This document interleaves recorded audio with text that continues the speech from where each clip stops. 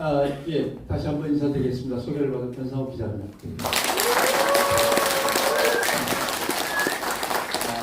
아직도 자꾸 이름 앞에 대자를 붙여주시는 분들이 계신데, 그냥 한때 그냥 회사의 인사 발령사항이었고요. 이제는 그냥 변 기자가 제일 편한 소개이기도 하고, 그래서 선생님이라고 누가 부르면 좀 어색하기도 하고, 제일 어색한 거는 건강하게 오래오래 사세요 할 때가 제일 어색합니다. 저는 상당히 젊다고 느끼는데 옆에서 나이도 꽤 있어 보이는 후배가 오래오래 사세요 그러면 하고 좀 어색해 하는데 정말 뵙게 돼서 반갑고 네, 여기가 편합니다.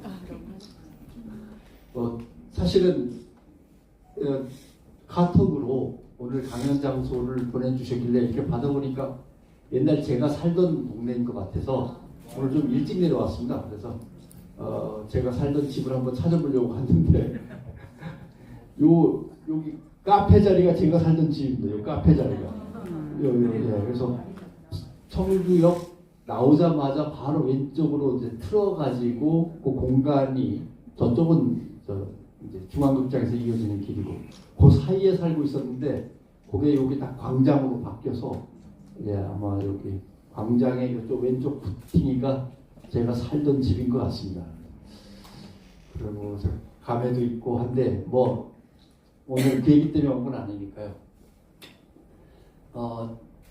언론과 정치에 대해서 말씀을 드려야 되는데 일단 오해를 하나 푸셔야 되는데 언론이라고 하는 곳이 상당히 이성적이고 합리적이고 똑똑한 사람들이 모여서 작업을 한다고 생각하면 오산이십니다. 절대 그렇지 않습니다. 그러니까 언론사에서 뉴스를 만들어 생산하는 그 작업 공간을 우리가 뉴스룸이라고 부른다면 그 뉴스룸이라고 하는 곳은 거기에 소속된 구성원들의 욕망과 편견과 왜곡과 그 다음에 저항과 그다음에 뭐 협박과 이런 것들이 엉키고 엉키면서 돌아가다가 결국에 나중에 결정이 나는 거죠. 왜냐하면은 7시에 뉴스가 나가려면 적어도 4시, 5시 전에는 뭔가 결정이 나야 되니까요. 아침부터 싸우고 눈치 보고 서로 이렇게 엉키고 욕망과 편견이 엉키다가 결국 일정한 시간까지 가면 거기서부터는 풀어야 되니까 누가 양보를 하든지 누가 확실하게 찍어 누르든지 어떤 결과가 나오죠. 그래가지고 그날에 뉴스가 나옵니다.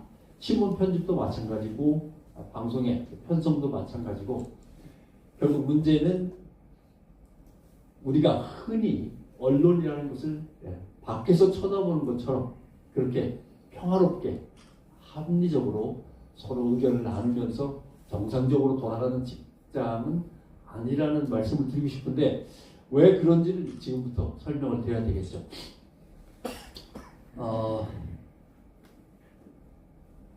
대개 우리나라 사람들이 언론을 생각할 때 갖고 있는 생각은 공정하고 합리적이고 균형을 갖추며 열심히 취재해서 스스로 정치적으로 독립되어서 소신껏 기사를 쓴다라고 생각하는데 그것은 스타일로 따지면 영국과 미국 스타일입니다. 영미 스타일.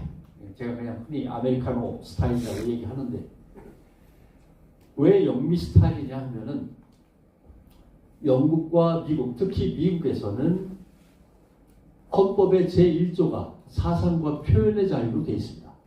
그래서 언론이 누군가의 생각을 옮겨 적고 그것을 사람들한테 전파하는 데 있어서 감히 그것을 정치 권력이나 다른 권력이 제어하거나 아니면 억압하고 왜곡시킨다는 걸 생각해 본 적이 없습니다. 헌법 제1조 자체가 사상과 표현의 자유입니다. 그래가지고 미국 스타일은 언론에게는 무엇든지 마음대로 하도록 자율적으로 알아서 하도록 자유를 보장하고 그 대신 규제와 통제도 언론들 스스로 하도록 시장에서 하도록 이렇게 규정이 되어 있습니다. 그래서 영국과 미국 스타일은 언론에게 무조건적인 자유를 주고 그 자유에 대한 감독과 통제는 언론 스스로 하는 것으로 이렇게 되어 있습니다. 이걸 영미 스타일, 자유주의 언론 스타일이라고 하는데 반대편에는 이런 것도 있습니다. 반대편에는 뭐가 있냐면 극다원주의 스타일이라는 게 있습니다. 극다원주의는 나라로 치면은 뭐 스페인이라든가 지중해에 있는 뭐 이탈리아 이쪽입니다. 여기는 어떻게 되어 있냐면 언론이 저마다의 색깔이 뚜렷합니다. 어떤 언론사는 중도 우파 언론, 어떤 언론사는 중도 좌파, 어떤 언론사는 좌파 언론, 어떤 언론사는 극우 언론 이렇게 되어 있습니다. 다 언론사마다 성격이 뚜렷합니다. 네, 뚜렷합니다. 왜 이런 일이 벌어지냐면 예를 들면 뭐 이탈리아 같은 경우 외세의 침략에 의해서 나라가 위태로운 때도 있었고 그 다음에 무솔리니의 파시스트에 의해서 나라가 위태로운 적도 있었습니다. 그런 외부의 어떤 잘못된 권력에 대항해서 싸우다 보니까 싸우려면 조직이 있어야 될 거 아닙니까? 조직이 있어야 되고 돈도 있어야 되고 무기도 구해야 되고 젊은 사람들 규합해서 독립투쟁을 하든지 민주화투쟁을 해야 되는데 그 독립투쟁과 민주화투쟁이 어떤 식으로 이루어지냐면 그룹별로 조직화되어서 이루어지는데 그 그룹이 어떨 때는 가톨릭 교회 그룹, 그 다음에 농민 그룹, 그 다음에 제조업 노동자 그룹. 또 예를 들면 이탈리아 같은 경우는 가죽공예가 유명하죠. 구두라든가 이런 것들, 가방. 그래서 가죽을 소재로 해서 물건을 만드는 뭐 정확한 설명으로 하면 길드라고 하죠. 가죽 공업조합, 우리로 치면 뭐 농협, 수협 이런 것들이 되겠습니다. 그래가지고 그 독립투쟁과 민주화투쟁에서 그 세력들이 서로 힘을 모아서 싸운 다음에 목적을 이룹니다. 나라가 해방되고 민주주의가 다시 부활합니다. 그럴 때 그 조합들이 뭐가 되느냐면은 그대로 정당이 됩니다. 정당이 되어버립니다. 그래서 무슨 당은 무슨 농민들의 투쟁 조직에서 그대로 올라가고 무슨 당은 교회를 기반으로 해서 독립운동을 하다가 해방된 다음에 그대로 올라가서 예를 들면 기독교 사회민주당 이런 식으로 당이 되는 거죠. 그 당이 언론사를 또 하나씩 만듭니다. 근데 그런 일이 있어서 라고 하시는지 모르겠지만 이승만 대통령 초기에 대한민국이 그랬습니다. 여러 정당 정치 조직들이 언론사를 다 하나씩 갖고 있었습니다. 그런 적도 우리도 있었습니다. 그러다가 바로 뭐 미군정 들어오고 그다음에 뭐 6.25 전쟁 터지면서 다 없던 걸로 되어버렸습니다만 그래서 어떤 특정 이해 관계된 조직이 정당을 만들고 그 정당이 언론사를 만들고 그러다 보니까 그 언론사는 당연히 정치적으로 색깔이 뚜렷한 거죠. 야 그러면 다 편파적인 언론들만 있는데 그 나라가 제대로 되겠나라고 하는데 언론사마다 자기가 주장하는 바는 뚜렷하고 편파적일 수 있지만 국가 전체적으로는 언론 전체로는 균형이 맞는 겁니다. 균형이 맞습니다. 그러니까 어릴 때부터 자라면서 저 신문은 좌파 신문이고 저 방송은 약간 중도 우파고 저 신문은 우파 신문이 국민이 다 압니다. 어려서부터 다 그렇게 읽어왔고 그래서 중도 좌파적인 시각을 접해보고 싶으면 이 신문을 찾으면 되고 반대의 시각을 찾고 싶으면 저 신문을 찾으면 되고 이러다 보면 신문 각각은 뚜렷한 정치적 색깔이 있지만 전체적으로는 균형이 맞는 거죠.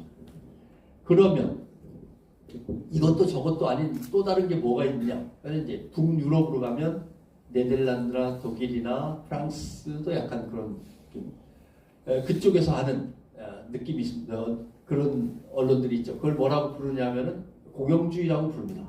그러니까 언론은 사회적 책임을 져야 되고 사회적 책임을 지되 자유롭게 보도를 하지만 통제를 받아야 되는데 누구의 통제를 받느냐? 시민들의 통제를 받아야 된다라고 하는 겁니다. 그래서 예를 들면 어느 지역에 방송사가 있는데 방송사의 내용과 운영을 감독하는 위원회가 결성이 됩니다. 그 위원회가 대개 뭐 40명, 50명, 60명 됩니다. 이상하죠? 왜냐하면 우리 KBS, MBC도 열 몇 명 정도에서 끝나거든요. 근데 독일의 어떤 방송사는 40명, 70명 된다. 도대체 대표를 어떻게 뽑길래 70명씩 가느냐? 그럴 수밖에 없습니다. 보십시오. 중학교 교사 대표, 그 다음에 학부모 대표, 교수 대표, 그 다음에 학교의 교직원들 대표, 장애인 중에서 지체장애인 대표, 또 지체장애인만 있는 건 아니죠. 다른 장애인들도 있으니까 장애인 대표, 거기다가 농민 대표, 어민 대표, 축산농민 대표 등등등등등 하다 보면 70명 갖고도 모자랍니다. 그래서 각 시민들의 그룹별 이해를 대변할 수 있는 대표들을 다 뽑는 거죠. 거기에 이제 정당 대표도 들어가는데 정당 대표는 70명 중에 예를 들면 3명 내지 5명 정도 들어갑니다. 대한민국은 그렇지 않습니다. 대한민국은 KBS든 MBC든 예를 들면 이사를 20명 하면은 여당이 반, 야당이 반 일단 하고 남는 거 3개를 갖고 한 사람은 대법원장이 임명하고 한 사람은 국회의장이 임명하고 한 사람은 대통령이 임명하고 이렇게 하다 보면 대개는 55대 45 정도로 여당이 유리하게 이제 판을 짜는 거죠.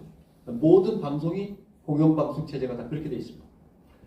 그러니까 실제로 언론의 종류하면 이거보다 훨씬 많죠. 제가 빼먹은 게 있습니다. 빼먹은 거는 공산주의 언론, 사회주의 언론, 권위주의, 히틀러 시대의 언론 이런 것들은 다 뺐습니다.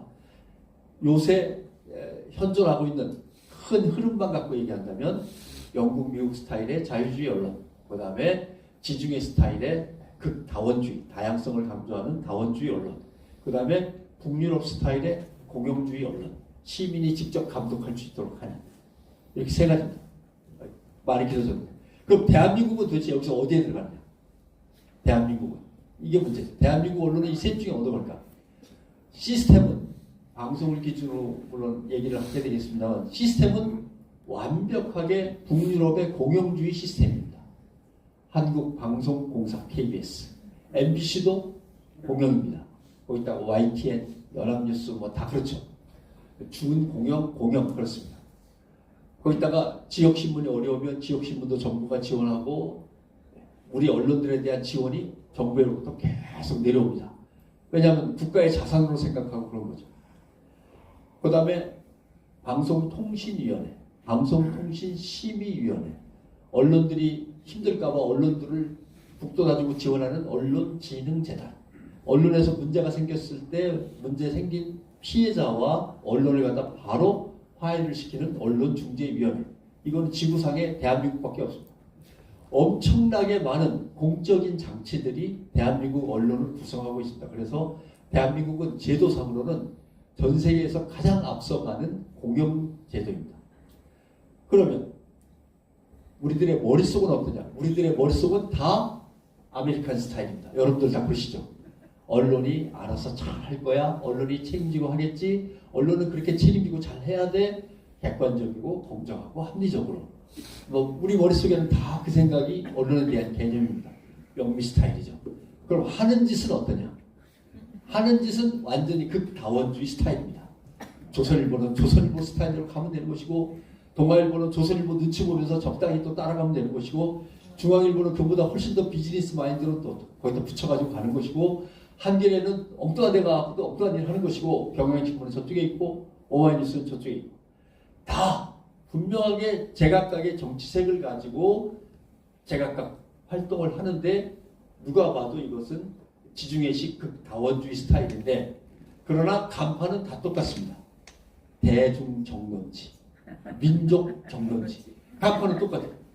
간판은 똑같지만 머릿속에는 영미 스타일, 가슴에는 극다원주의 스페인, 이탈리아 스타일, 그 다음에 몸의 제도상이나 지원을 받는 돈과 관련돼서는 전부 다 북유럽 스타일 이렇게 돼 있단 말이에요.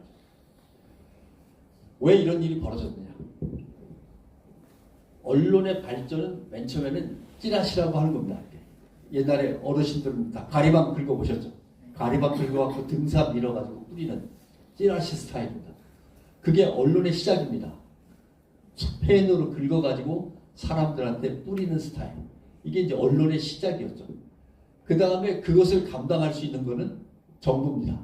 찌라시가 어느 정도 사람들한테 먹힌다 싶을 때 저것을 활용해야겠다라고 생각하는 것은 당연히 정부 권력이죠. 그래서 정부가 그 찌라시를 흡수합니다. 제가 유럽에 잠깐 근무할 때 아프리카에서 온 여자 기자와 이제 친하게 지냈습니다. 궁금했어요. 하루는. 아만다, 너 옛날 직업이 뭐냐? 처음부터 기자는 아닌 것 같은데. 그러니까 아만다가 뭐라고 저한테 대답을 하냐면 나 반란군이었어. 반란군. 아마 우간다의 이디 아민을 기억하실 겁니다. 이디 아민이라고 하는 독재자, 아주 폭군이었죠. 엄청나게 사람을 많이 죽인. 이디 아민에 맞서서 정글 속에서 싸우던 반란군 출신인데 반란군 안에서 하던 일이 가리방, 찌라시를 만들어가지고 밀림에다 뿌리고 마을에다 뿌리는 역할을 했습니다.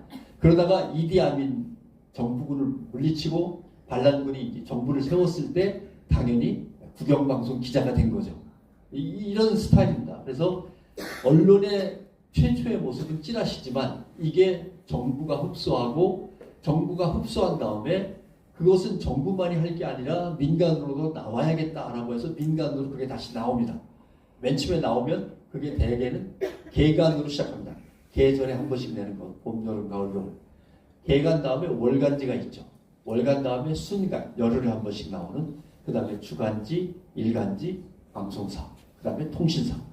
이 순서대로 발전을 해나가는데 이 발전의 궤적이 바로 민주주의의 발전하고 궤적을 같이 합니다. 민주주의가 발전하면 할수록 언론도 국민 편으로 돌아가서 국민들이 자주 받아볼 수 있도록 개간에서 월간, 순간, 주간, 일간 이렇게 발전하는 거죠. 대한민국은 어떻게 되냐? 대한민국의 맨 처음 시작은 역사책에서 배우신 대로 한성 순보입니다. 열흘에 한 번씩 나오는 정부 기관지. 시작이 좀 엉뚱하죠. 뭐냐면 봉건제가 늦게 무너지고 늦게 배웠으니까. 서구 문물을 늦게 받아들이다 보니까 우리의 시작은 한성 순보입니다. 그 다음에 바로 독립신문이 등장합니다. 순간에서 뭐 거칠 것도 없이 바로 일간지가 나오고 방송이 생겼는데 그 방송은 또 경성 제국주의 방송. 일제 침략으로 인해서. 그러니까 대한민국의 언론의 발전 궤적은 민주주의하고 전혀 관련이 없습니다. 봉건주의가 무너지자마자 외국권을 받아들이긴 했는데 엉뚱하게도 바로 식민지 지배를 받게 돼서 식민지의 언론, 식민지의 방송이 됐다가 바로 군정으로 들어가서 미군정께 됐다가 바로 자유당 독재로 넘어갔다가 6.25를 거치고 그 다음에는 좀 뭔가 되는가 했더니 다시 쿠데타에 의해서 군부독재, 그 다음에 또 다른 군부독재 이렇게 건너오다 보니까 뭔가 언론의 발전의 맥이 뚝뚝뚝 끊기면서 이상한 모양이 된 거죠. 그런 상황에서 그때 통치하던 사람이 언론을 이렇게 됐다 저렇게도 했다 하다 보니까 저렇게 된 겁니다. 정치 얘기하려고 빨리 가야 되는데 제가 검찰 법원을 취재를 담당했을 때가 1988년, 9년, 90년 그때예요. 그러니까 요새 한참 인기 주가 오르고 있는 홍준표 시장이 그때 특수부 검사였고 황교안 전 총리가 그때 공안부 검사였고 그러던 시절입니다만은 그때만 해도 그 다음에 1987이라는 영화를 좀 보셨을 겁니다만 그때까지만 해도 검찰이 조금 별 볼 일 없었습니다. 왜냐하면 대한민국에서 가장 힘이 센 것은 청와대였습니다. 박정희 대통령이 18년 동안 권력을 잡고 있었으니까. 그 다음에 박정희 대통령을 가장 옆에서 보필하는 게 누구냐. 여기에 따라서 이제 달라진 겁니다. 맨 처음에는 그게 보안사였습니다. 그 다음에 중앙정보부였죠. 중앙정보부 보안사 둘이 맨날 싸웠습니다. 박정희 대통령을 가운데 놓고 누가 더 박정희 대통령을 가까이에서 모시면서 권력을 잡을 거냐를 가지고 보안사와 중앙정보부가 엄청나게 싸웠습니다. 그러다가 나중에 등장한 게 경호실입니다. 기억하시는 차지철. 네. 자식들이 말이야 내가 늘 모시고 다니는데 자식들이 하면서 차지철이 다 이제 좌지우지 하다가 중앙정보부장이 핏대어 세우면서 권총으로 시해를 한 그런 사건이 12.6 사건인 거죠. 결국 최고 권력자를 놔두고 어떤 기관이 권력을 쥐느냐의 문제인데 그게 지금의 국정원인 중앙정보부 지금은 기무사가 돼 있지만 보안사 그 다음에 대통령의 경호실, 비서실 이렇게 됐던 거죠. 그래가지고 그 다음에는 박정희 대통령이 시해로 인해서 비극적으로 운명을 맞이하고 괜찮아지나 했는데 또 다른 쿠데타가 일어나면서 전두환 씨가 정권을 잡게 됩니다. 전두환 씨는 박정희 씨하고 좀 달랐습니다. 박정희 대통령 시절에는 기자가 잘못하면 거기 지프차에 태워가지고 남산에 데려가서 마구 두들긴 다음에 집에 보내주는 겁니다. 그게 이제 박정희 대통령 스타일이죠. 그래서 예를 들면 유명한 얘기도 있습니다. 농담 반 진담 반입니다만 어떤 사람이 서울 광화문 그 세종로 내거리에서 한복판에서 청와대 쪽으로 삿대질을 하면서 너 한 놈 때문에 말이야 나라가 국민이 이렇게 고통을 받고 있잖아 이 나쁜 놈아 막 소리를 지른 겁니다. 바로 달랑 들려가지고 남산으로 끌려갔습니다. 죽도록 두들겨 맞고 있는데 때리던 사람이 갑자기 물어봤습니다. 그래 너 한 놈 때문에 나라와 국민이 고통을 받는다고? 그 놈이 누군데? 딱 하니까 이 사람이 했다는 말이 김일성이요. 자기는 광화문 내거리에서 국정을 향해 삿대질을 했다는 거죠. 아이 진짜 그렇다면 얘기를 하지. 아까진기 발라주고 택시비 주고 집에 가라고. 그런데 이 사람이 나가면서 쓱 돌아보더니 근데 아저씨는 누구라고 생각했어요? 라고 때린 사람한테 묻더라는 겁니다. 그런 겁니다. 박정희 대통령 때는 그렇게 했죠. 그래가지고 동아일보, 조선일보 기자들이 마음에 안 든다고 다 잘라버렸습니다. 그때 잘린 사람이 거의 한 350명 정도 됩니다. 동아일보, 조선일보에. 동아일보, 조선일보에 물론 남아있는 사람들 제가 욕하려고 그러는 건 아닙니다만은 정말 훌륭한 기자들은 그때 다 잘렸습니다.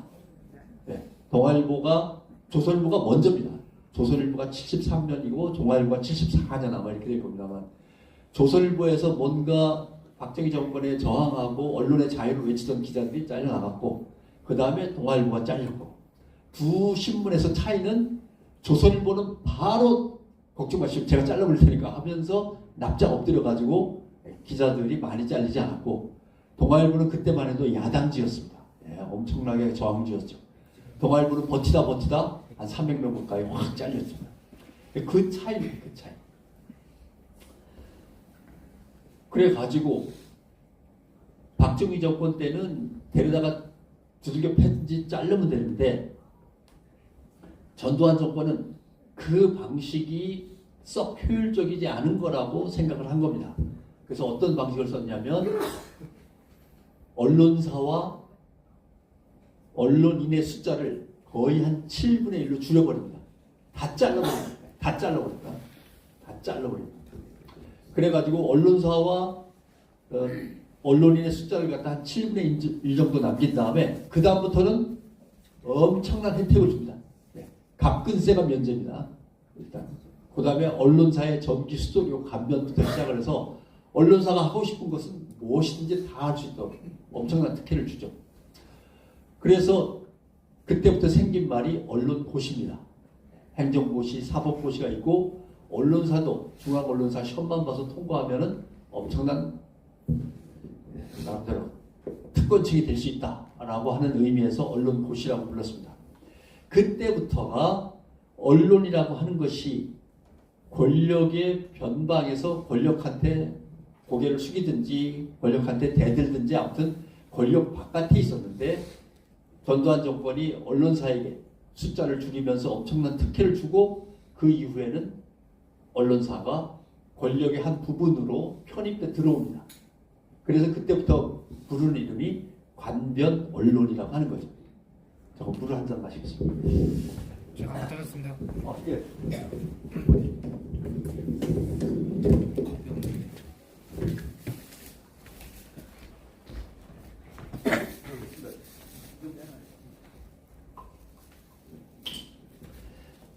문제는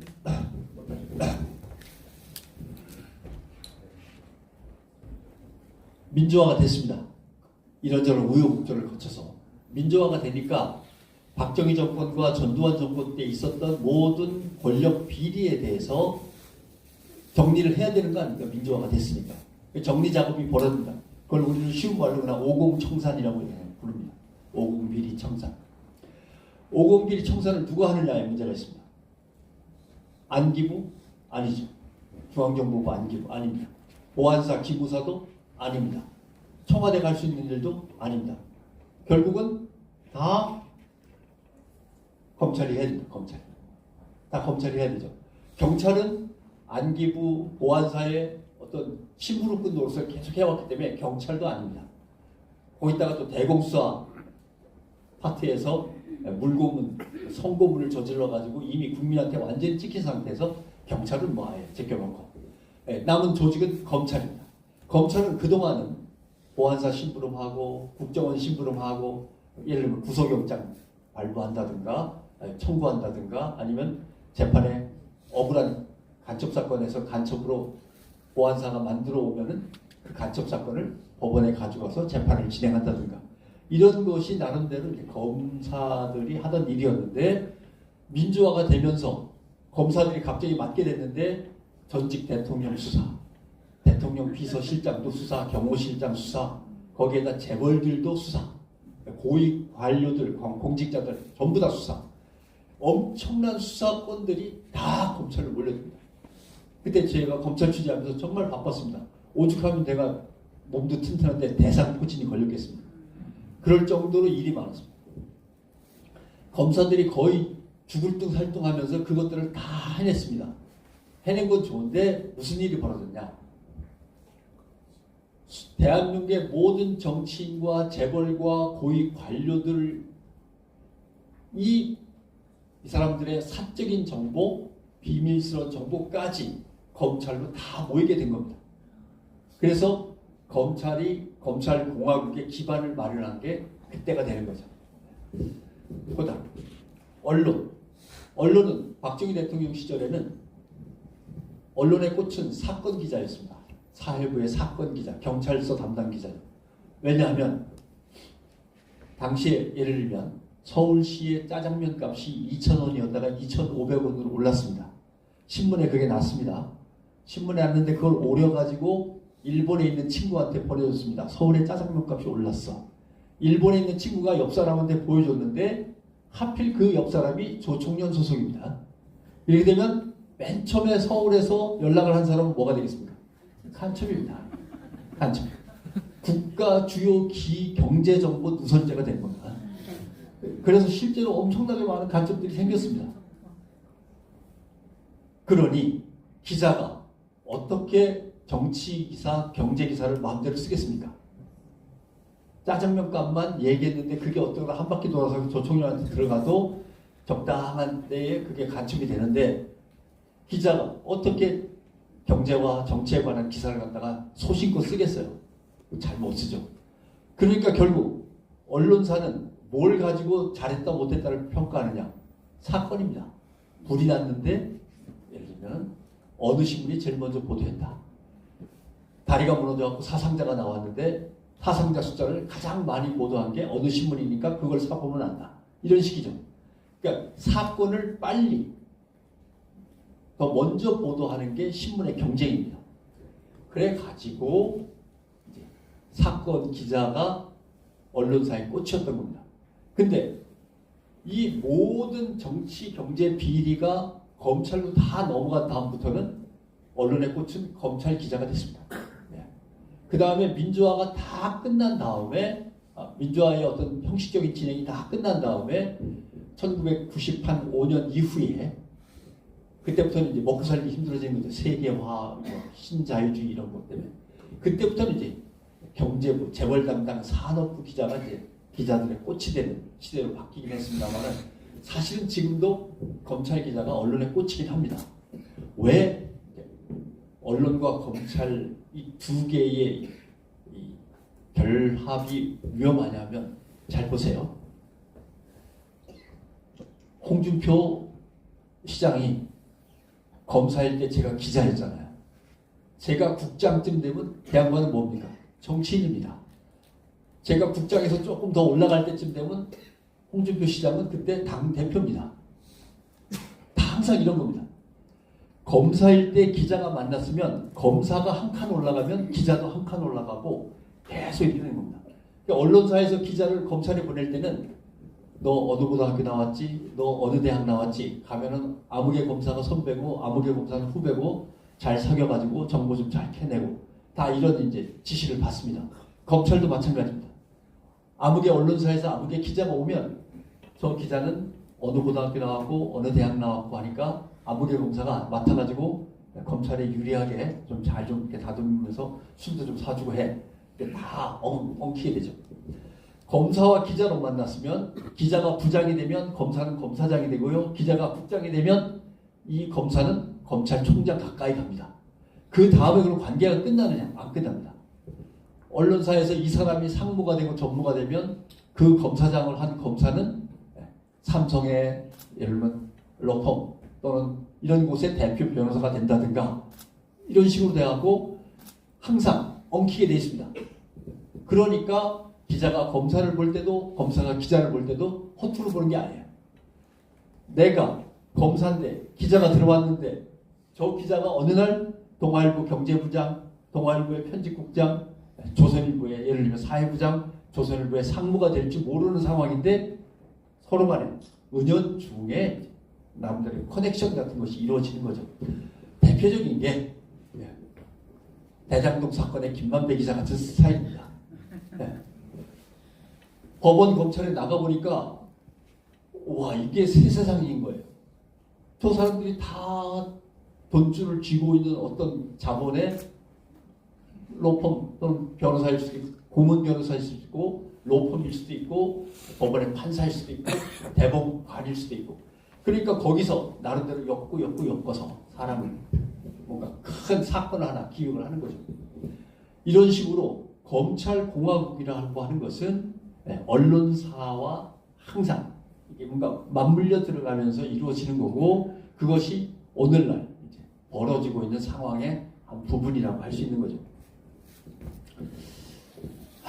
드릴 얘기가 뭐 많습니다만은 줄여서 말씀드리면 결국은 한국 언론은 민주주의의 궤적과 같이 발전을 못 해왔기 때문에 왜곡돼 있었고 그 왜곡되는 과정에 나름대로 권위주의적인 정권, 군사정권과 엉키면서 더 정치적인 언론이 되어버렸고 그 정치적인 언론이 이제 풀려야 되는데 안 풀리는 이유는 이미 기득권의 한 부분으로서 정치 권력의 한 부분으로서 언론이 편입돼 있다라고 하는 게 문제입니다. 그래서 언론을 되돌릴 수 있을까? 없습니다. 예, 언론을 어떻게 이걸 어떻게 제자리에 돌려놓겠습니까? 못 돌립니다. 심지어는 그나마 그 안에서 있던 기자들이 머리띠를 메고 싸울 때조차도 힘들었는데 그 머리띠를 매는 조직 자체도 이제는 희미해졌습니다. 왜냐하면 예전에는 언론사에 노조가 있어가지고 노조와 기자협회, PD협회, 아나운서협회가 그래도 뭔가 뜻을 같이 해서 됩니다, 안 됩니다 싸우기로 됐는데 이제는 언론사의 노조는 민주노조가 있고 보수노조가 있고 항상 복수노조가 되어 있습니다. 큰 언론사는. 그러니까 싸움이 잘 안 납니다. 싸움이 불이 잘 붙지 않습니다. KBS에서 가장 강렬하게 민주당에 대해서 공격하는 게 KBS 보수노조입니다. YTN도 그렇고 항상 각 언론사마다 존재하는 보수노조들이 그동안 우리가 당했지라고 생각을 하면서 계속 방향을 틀려고 그러죠. 솔직한 얘기로 그것도 이해가 가는 게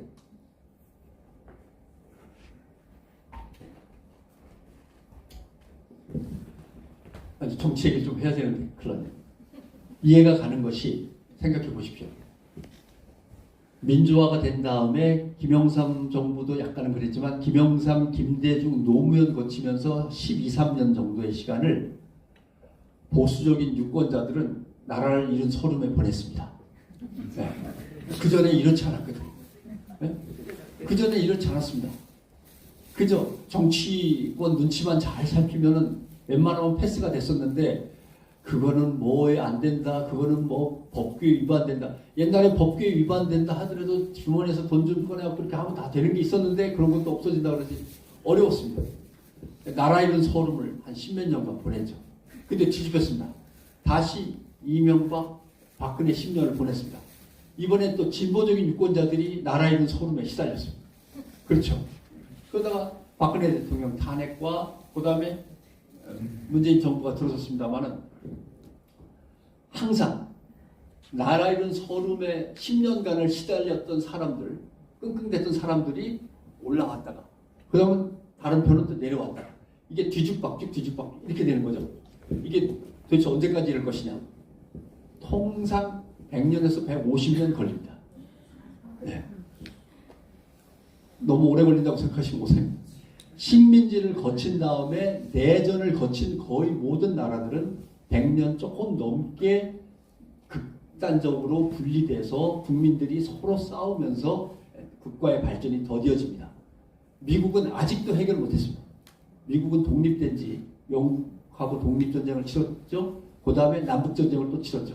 그렇게 하고 나서도 거의 한 150, 200년이 지났는데도 미국은 아직도 해결 못했습니다. 트럼프 때 보셨잖아요. 트럼프 때 보신 대로입니다.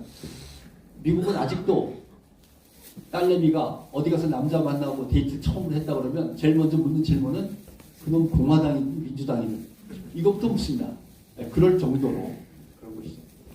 그래서 대한민국의 이 정치의 굴곡은 결국 군부정권 하에서 나름대로 기득권을 차지했던 사람들이 잃어버린 10년, 다시 그 사람들이 올라갔기 때문에 민주화를 열망하던 사람들의 또 잃어버린 10년, 이렇게 해서 엎치락뒤치락 하면서 아직은 한 2, 30년 더 남았습니다.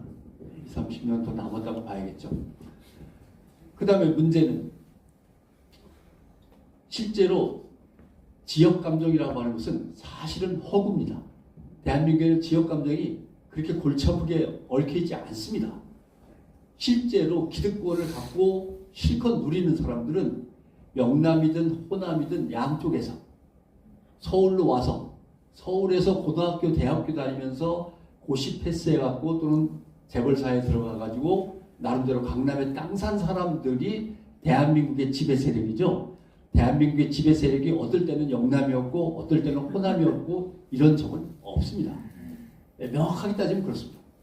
다 선거 때만 되면 내려가서 제가요 영남 출신이라고 얼마나 또 서름을 겪었는데요.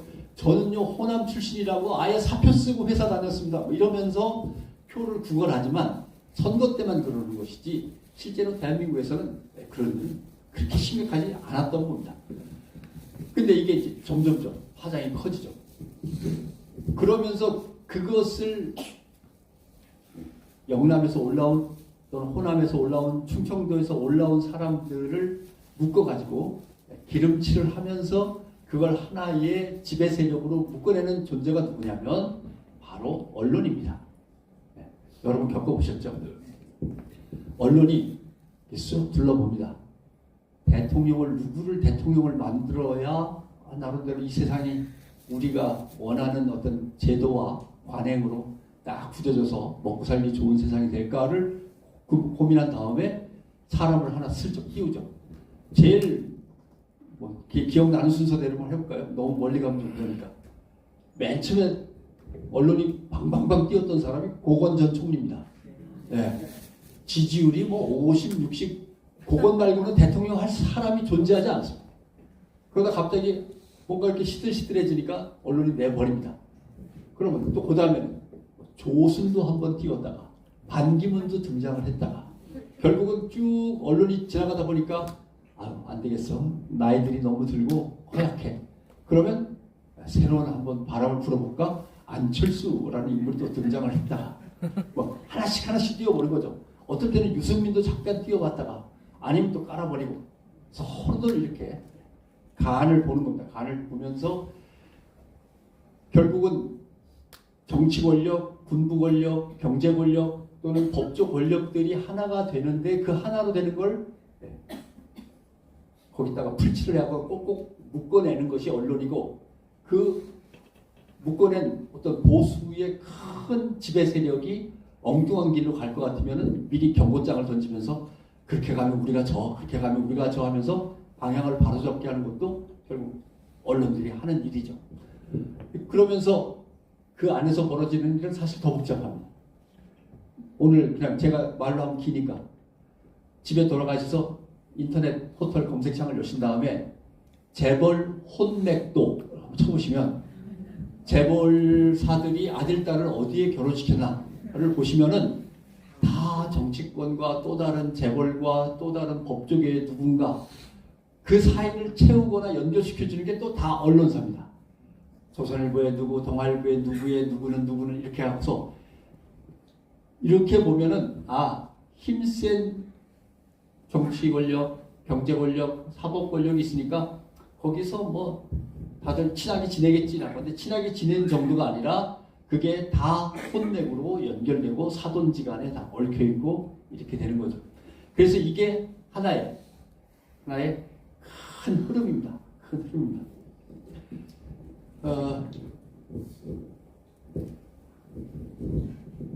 결국은 언론이라고 하는 것이 국민을 위해서 존재하는 게 아니라 자기의 최고의 어떤 위세와 또는 자산 확보를 위해서 굴러가는데 그 굴러가는 상황에서 자기에게 도움이 될 만한 세력들을 끌어들이는 거죠.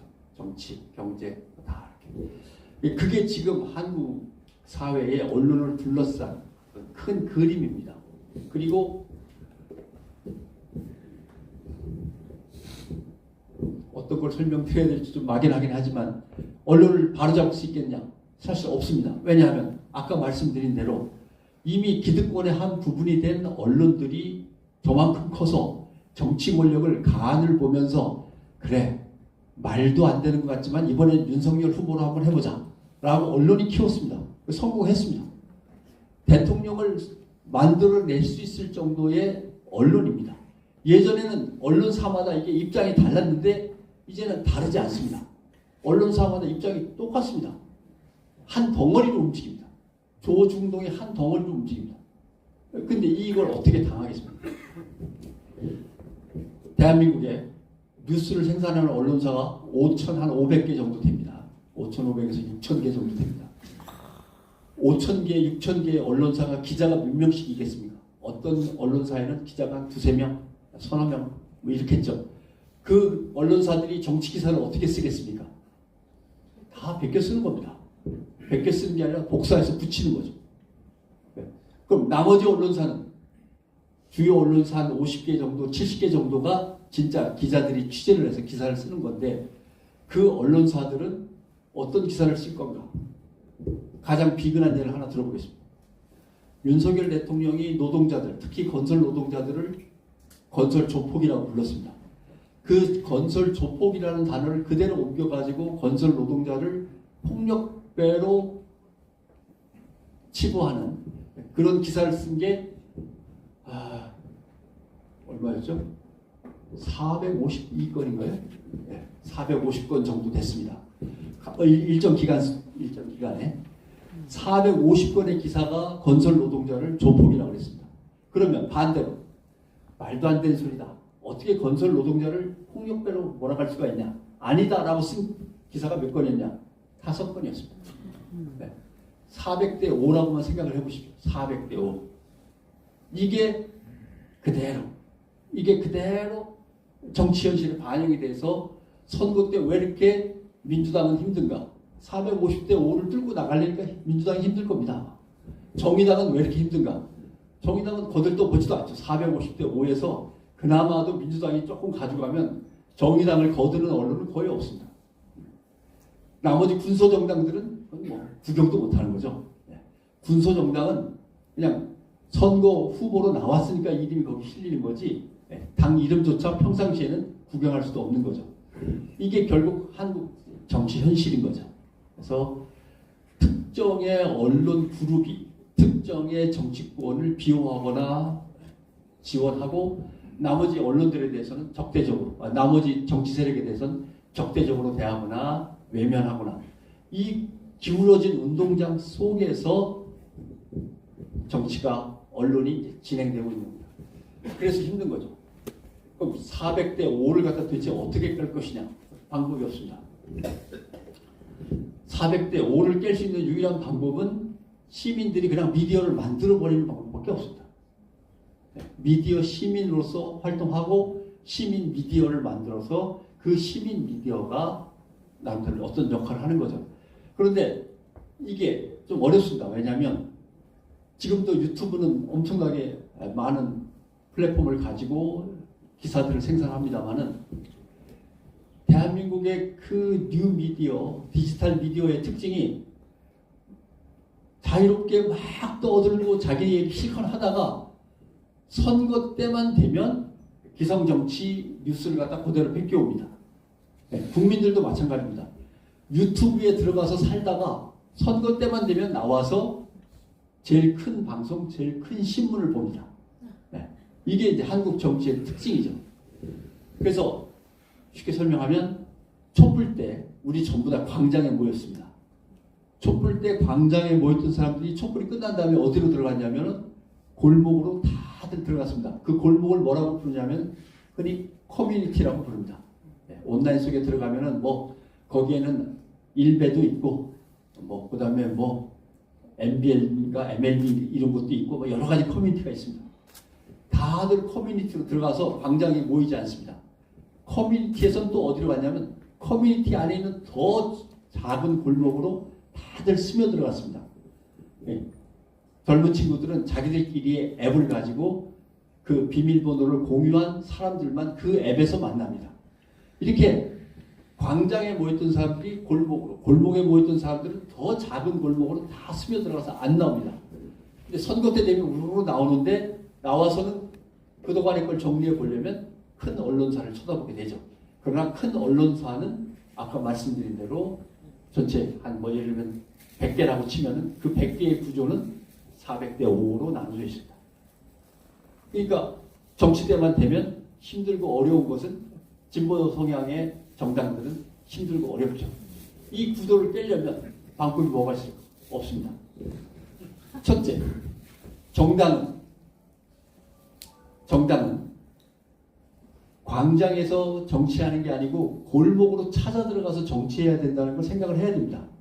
그 골목이 어디냐 하면 젊은 사람들이 주로 가는 커뮤니티일 수도 있고 지역 곳곳인데 지역 곳곳을 스며 들어가서 정치를 할 생각을 안 하고 중앙 여의도에서만 정치를 하니까 문제가 되는 거죠. 중앙에서 힘과 권력과 결정권을 지역에다 더 주고 지역이 지역에 맞게 정치를 해나가야 되고 지역 주민들이 바라는 것을 해나가야 골목에서부터 쭉 힘이 살아오는 건데 그게 안 되는 거죠. 그 다음에 젊은 사람들은 역시 무시합니다.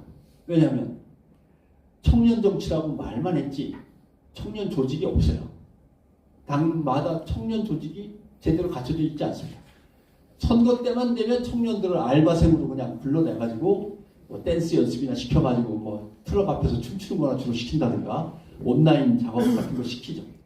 그러나 그게 아닙니다. 실제로는 청년들이 평상시에도 정치에 대해서 관심을 갖고 정책을 나름대로 공부해보고 자기들의 정책을 한번 만들어도 보고 그 청년들이 그걸 가지고 밖에 나와서 뭔가를 해볼 수 있도록 기회를 줘야 되는데 전혀 되지 않습니다.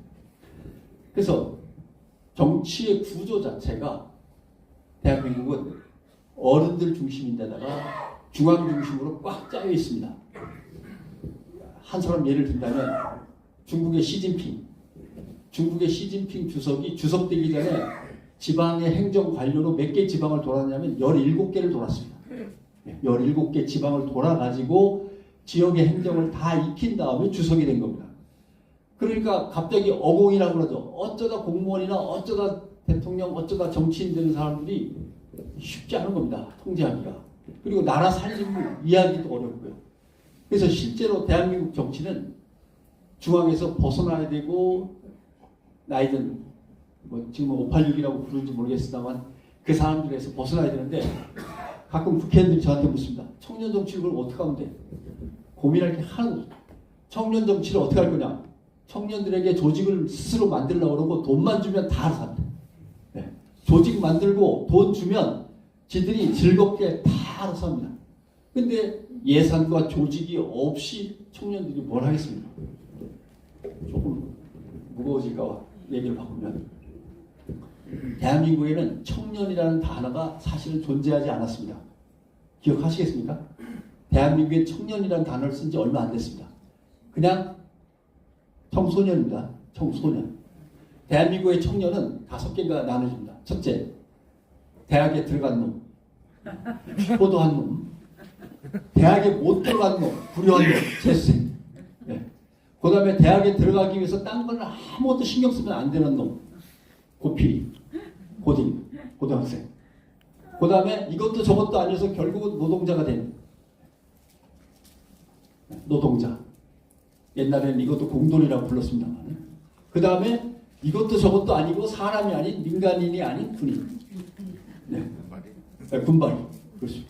결국 대한민국의 청년은 군발이, 공돌이, 고딩, 대딩, 재수생. 이 5가지밖에 없습니다. 일부러 청년이라는 단어를 안 만들었습니다. 왜냐하면 청년이라는 단어를 만들고 청년이 조직되고 청년이 자기들의 의견을 사회에 정식으로 내뿜으면 뭐가 되냐면 4.19가 되기 때문에 그렇습니다. 1994년인가요? 유엔에서 세계 청년의 해, Year of Youth, 세계 청년의 해라는 걸 발표하면서 각 나라마다 청년들이 갖고 있는 순수한 열정과 그들의 아이디어와 창의성을 정치가, 경제가, 사회 문화가 받아들여서 뭔가 그 나라의 새로움을 이끌어 갔으면 좋겠다라는 뜻으로 또 Year of Youth, Year of Youth, 청년의 해라는 걸 만들었습니다. 그래서 나라마다 다 실천 항목을 만들어서 했죠. 대한민국에 딱 건너왔을 때 그게 뭘로 바뀌었냐? 세계 청소년의 해로 바뀌었습니다. 그래가지고 청소년들이 방과 후에 갈 데가 없으니까 콜라텍을 만들자. 네. 청년의 정치를 하라고, 청년의 어떤 자본주의 새로운 체제를 만들어 보라고, 청년들이 원하는 새로운 창의적인 문화를 개척해 보라고 유엔에서 내려보냈는데 대한민국에 오니까 이게 귤이 아니고 탱자가 돼가지고 세계 청소년의 해, 콜라텍과 그다음 이게 뭐죠? 롤러스케이트 이런 것들이 만들어진 겁니다. 예. 지금도 법을 보십시오.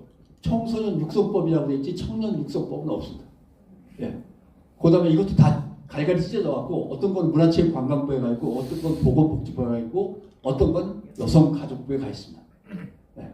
그래서 한국은 극도로 청년들에 대해서 잘해주는 척하지만 청년이 정치 조직화되는 것을 꺼려온 사회입니다. 그래서 결국은 청년들이 또는 시민 스스로가 미디어를 만들고 정치를 향해 나아가야 되는데 이것들을 부추겨야 되는데 안 부추기고 오히려 이걸 갖다가 눌러버리죠. 그 눌러버리는 역할을 언론이 맡습니다. 언론이 어떻게 만드냐? 정치란 다 그래. 정치하지 말라는 거죠. 네. 정치하지 않으면 제일 유리한 거는 지금 정치를 하고 있는 사람이 제일 유리합니다. 네. 정치하지 맙시다. 정치라는 게 도대체 왜 이래? 정치는 언제나 삼류야. 맨날 정치는 삼류야, 정치는 삼류하니까 우리 머릿속에는 이미 다 박혀 있습니다. 정치는 삼류야. 그러나 다른 나라가도 비슷해서 삼류야. 그러니까 엄청나게 잘하는 나라가 있는 건 아니에요. 정치는 나아져야지 삼류에 머물러 있으면 안 되는데 그러려면 시민들이 정치로 가야만 되는데 시민들의 정치 참여를 슬그머니 누르죠. 거기에 대해서 시민들이 부당하다고 얘기할까봐 잠깐씩 한 텀 한 텀 새로운 걸 내놓습니다. 그게 뭐냐면 유권자들은 신성한 한 표를 행사하십시오. 내내 정치하지 말라 그러다가 선거 때 되면 투표하러는 꼭 가십시오. 이게 한국의 언론이 한국 시민들의 정치를 갖다가 유도하는 방식입니다.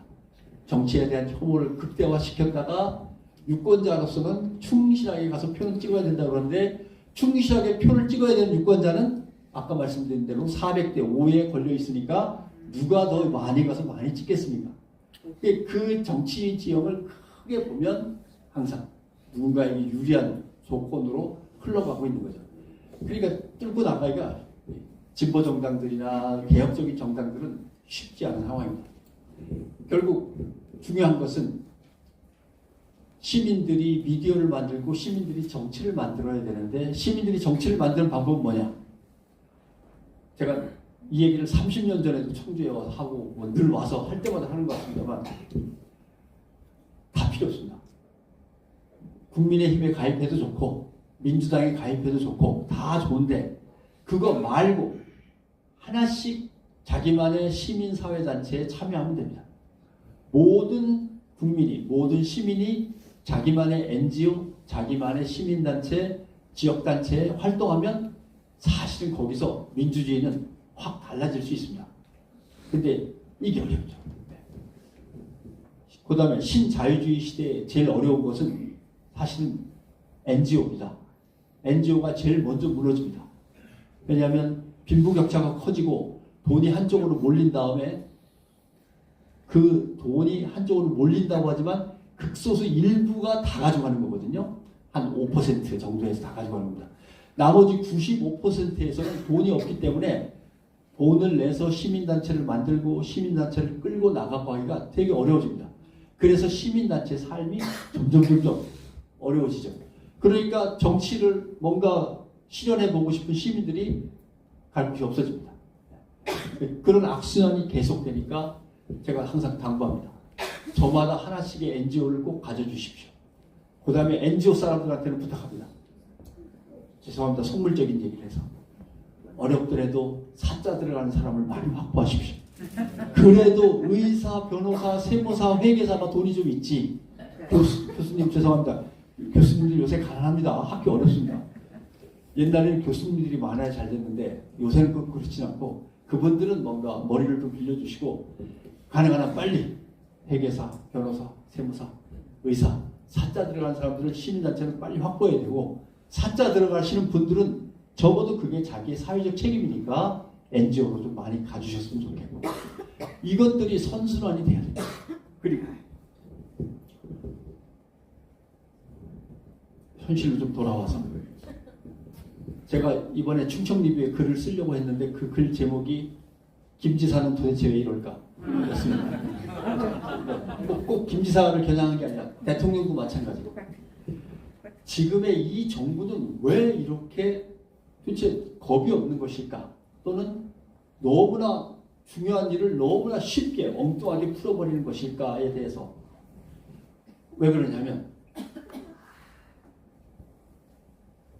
일단 제일 확실한 거 대통령을 한 번만 하고 그만두는 거니까 걱정할 게 없어요. 다음에 대통령을 또 할 거면 국민들한테 잘 보여야 되지만 그럴 필요가 없다라고 하는 거예요. 두 번째, 지금의 정부는 이명박 정부 때의 신자유주의에서 더 발전된 새로운 신자유주의 정책을 구사하고 있습니다.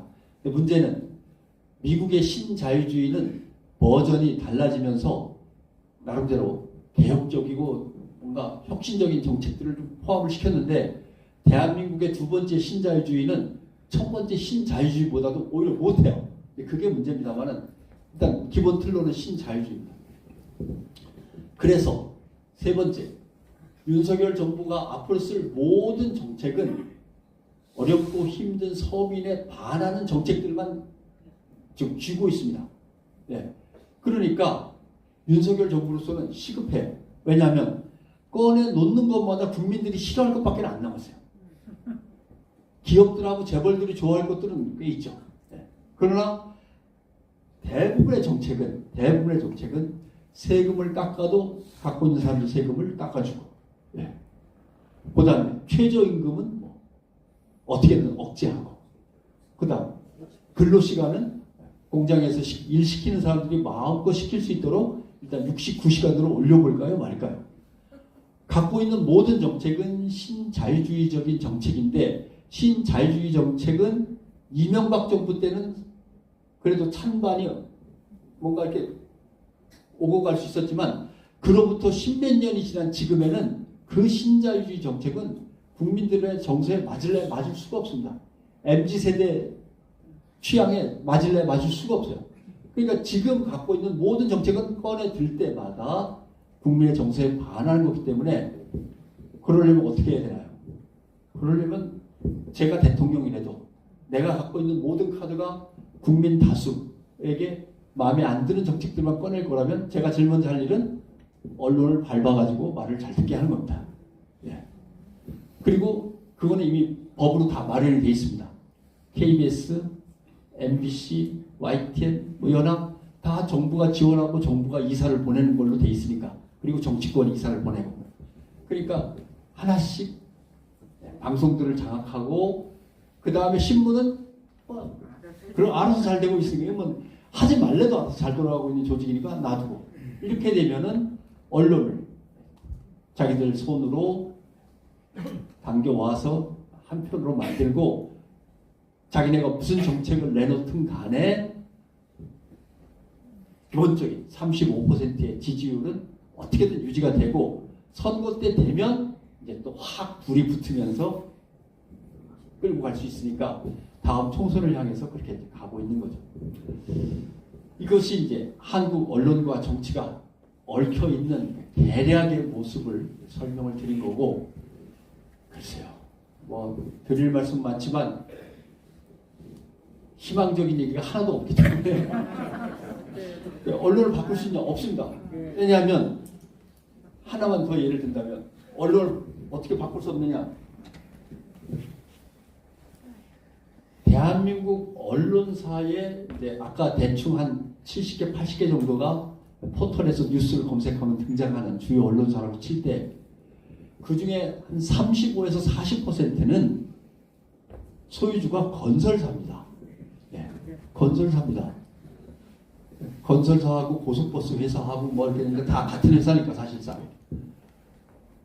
건설사들이 웬만큼의 언론사를 갖고 있기 때문에 부동산 문제라든가 국토 개발 문제라든가 이것들이 먹혀들지 않습니다. 개혁적이고 뭔가 생태 환경 지향적인 정책은 통하지 않습니다. 그러니까 건설 뭐 국토 개발 여기서뿐만이 아니라 사회의 모든 제도들을 엮어가는 데 있어서 그게 노동제도든 교육제도든 간에 보수적이고 기득권을 위한 수구적인 제도에서 계속 머물러 있는 겁니다. 언론이 이걸 깨고 검찰이 못하고 감사원이 못하고 아무도 건들지 못하면 마지막에 그걸 깨고 나오는 게 언론인데 언론이 그보다 훨씬 더 기득권 지향적인 언론으로 남아있으니까 틀리지 않습니다. 그래서 오늘 시간 다 됐으니까 빨리 드릴까요? 그래서 말씀드리는데 미디어 시민으로 일단 존재를 해주십사. 그 다음에 좋은 미디어를 골라서 좀 왕창 지원 좀 많이 해주십사 하는 부탁을 드립니다. 그 다음에는 아예 시민들끼리 뭉쳐서 시민 미디어를 만들어도 좋습니다. 그러면 미디어 시민으로 존재하는 방식은 뭐냐? 저는 뭐 직업상 지난번에 YTN을 그만두면서 하루에 언론을 몇 개나 봅니까? 라고 할 때 제가 한 70개 보지 않을까요? 라고 했는데 집에 가면서 내가 너무 뻥을 쳤나? 다음날 회사에 가서 다시 찾아보니까 제가 하루에 매일 들어가서 보려고 준비해 놓은 게 95개인가 그렇더라고요. 네. 95개인데 뭐 매일 업데이트 되는 건 아니니까요. 휙 들어가서 쭉 봐서 어제랑 똑같네 그러면 나오면 되니까 대개 하루에 한 50개에서 70개는 매일 본 거죠. 그럴 수밖에 없습니다. 장애인 신문만 해도 4개죠. 농민신문, 농어민신문, 농축산, 유통신문, 농축산과 관련된 것만 해도 3개죠. 거기다 건설신문, IT, 전자신문에다가 그 다음에 뭐 하다못해 부산일보에, 충청일보에 뭐 이런 식으로 가도 그것만 해도 한 40개 되겠네요. 그러니까 90개가 될 수밖에 없는 거예요. 거기다가 블로그는 또 따로 찾아봐야죠. 여러분들은 그렇게까지 고생 안 하셔도 됩니다. 첫째, 미디어 시민으로 언론을 똑바로 꿰뚫어 보려면 무엇부터 할까? 미디어를 비평하는 신문을 보십시오. 네, 미디어 오늘, 미디어스, PD저널, 기자협회보 이렇게 4개만 보셔도 됩니다. 이렇게 4개만 보셔도 됩니다. 거기다가 몇 개 더 한다면 뭐 뉴스톱, 팩트체크 전문 뉴스톱 뭐 이런 정도도 있고 그 다음에 페이스북으로 보신다면 아마 여기 민주당원들은 많이 보시지 않아요? 기레기 추적자, 네. 예, 기추적 흔히 말하는 뭐 기레기 추적자 이런 거 결국 사실은 요 한 4-5개만 매일 들어가 보시면은 그 다음부터는 해결이 됩니다. 외우십시오. 미디어 오늘, 미디어스, 기자협회보, PD협회보죠. PD저널, 아나운서는 뭐 1년에 한두 번씩 나오는 거라고 빼고 그 다음에 뭐 뉴스톱 또는 뭐 정치 색깔이 맞는다면 기레기 추적자 뭐 이런 것들을 보시면 됩니다. 그다음 좋은 언론들을 어떻게 구분해서 어떻게 지원할 것이냐는 여러분들한테 그냥 맡기겠습니다. 네. 그다음 좋은 언론이 아니라 나쁜 언론일 때 어떻게 할 거냐. 나쁜 언론은요. 편지를 쓰십시오. 메일을 보내시고 생각보다 잘 먹힙니다. 네, 생각보다 엄청나게 잘 먹힙니다. 특히 신문사들은 그런 것들을 받아본 경우는 별로 없었고 나 독자인데 신문 이렇게 만들면 구독 끊겠습니다 라고 해야 먹힙니다. 근데 안 하세요. 내가 그래봤자 이건 뭐 먹힐까? 먹힙니다.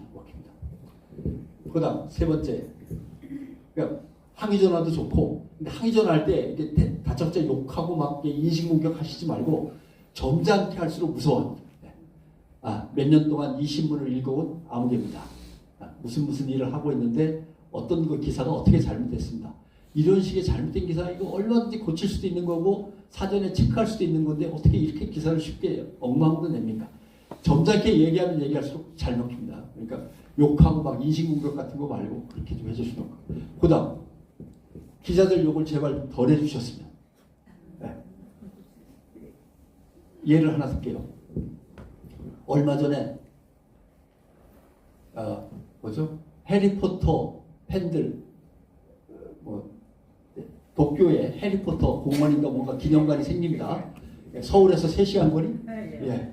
근데 서울에서 무슨 도쿄 무슨 어제 갔는데 3시간이 걸리고 청주에 오는데도 3시간 넘게 걸렸습니다. 집에서 출발해가지고.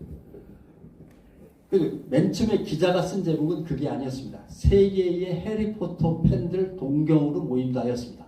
근데 부장님이 뜻 보더니 어떻게 바꿨는지 모르지만 아무튼 서울에서 3시간 거리에 어쩌고 저쩌고. 이거 내선일체도 아닌 거 같죠. 뭐예요? 일본하고 한국이 벌써 하나의 나라가 된 거예요. 대동아 공영권도 아니고 서울에서 3시간. 말도 안 되는 거죠. 이 얘기를 왜 드리냐면 대개는 제목만 찾고 읽고 제목 말고 다른 내용의 기사를 안 읽으시는데 제목만 읽는 것이 가장 위험합니다. 왜냐하면 스마트폰을 켜면 아무리 아니라고 해서 아무리 아닌 것처럼 생각을 하려도 받아들일 수 없는 게 다음도 그렇고 네이버도 그렇고 보수 기득권 층에게 유리한 기사가 오래 떠 있습니다. 그리고 더 위에 떠 있습니다. 되게 이렇게 한 번, 두 번, 세 번, 네 번 이렇게 가지 않습니까? 10개 이렇게 가는데 가능한 한 위에 오래 떠 있는 것이 주로 그쪽 기사들이 많이 떠 있습니다. 왜냐하면 더 열심히들 찾아보니까 그런 거죠.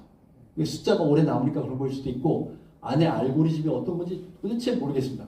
근데 분명히 더 오래 떠 있습니다. 더 오래 더 높이 떠 있습니다. 그러니까 제목만 읽고 아무것도 안 읽으시면 손해보시는 거죠. 정말 중요한 거는 밑으로 가야 있습니다. 기사에서도 어떤 기사를 읽을 때 제목만 읽으시면 실패하는 겁니다. 정말 중요한 내용은 맨 밑에 가 있습니다. 기사의 맨 뒤에 가면 뭐가 있냐면 여기에 대해서 아무개 교수는 이렇게 얘기한다가 진짜입니다. 그 위에는 다 뻥이든지 보도자료 베낀 거고요. 거기에 대해서 아무개 교수는 그러나 이럴 수도 있다. 요게 진짜입니다. 요게. 주식 투자하시는 분들 혹시 계신지 모르겠습니다만 증권 분석 쭉 기사 났을 때 앞에는 다 돈벌이 하려는 기사고 맨 뒤에 그러나 아무개 분석가는 이렇지 않을 수도 있다고 이런 분석을 내놨다. 이 부분이 핵심일 수가 있습니다. 그러니까 기사도 맨 뒤가 중요하고 다음 포털에서 제목 늘어섰을 때는 맨 밑에가 중요합니다. 기자는 제목을 붙이지 못하게 되어 있습니다. 여기서 오해가 좀 있으신데 제목을 붙이는 사람은 기자가 아닙니다. 기자는 본래 제목에 손도 못 대게 되어 있습니다. 제목을 상상하지도 않습니다. 주제가 이거지라고만 생각을 하는데 제목을 아예 생각도 안 하는데 요즘 와서 이제 크게 정치적으로 중요하지 않은 기사는 기자들이 제목을 달 때가 있습니다만 정치적으로 경제적으로 사회적으로 중요한 기사는 기자가 제목을 붙이지 못합니다. 그건 다 간부들이 붙입니다. 그러니까 언론사에 욕을 할 때도 거기 이름이 써있는 제일 불쌍한 인턴 기자들 이 나쁘게 이 인간 구더기 기더기 뭐 이렇게 기레기 하면서 그 나이 23살 24살 된 그 인턴 기자들 괴롭히지 마시고 그 사람이 속한 부서의 부서장한테 정중하게 아프게 지적을 하셔야 됩니다. 이게 이제 미디어 시민들로서 하실 일이 되는 거죠. 이렇게 해가지고 나름대로 위에가 야 우리가 마음껏 막 나갈 수는 없구나. 네, 째려보는 사람들이 정말 많구나. 이런 생각을 갖고 있어야만 적어도 그냥 알몸으로 막 망나니처럼 뛰어다니지 못하는 것이 안 그러면 언론이 어디로 뛸지 모릅니다. 이런 것들을 염두에 두시고 하고 싶은 말이 많지만 오늘은 그냥 여기쯤에서 줄이고 혹시 질문이 있으시면 제가 질문 몇 개는 받도록 하겠습니다.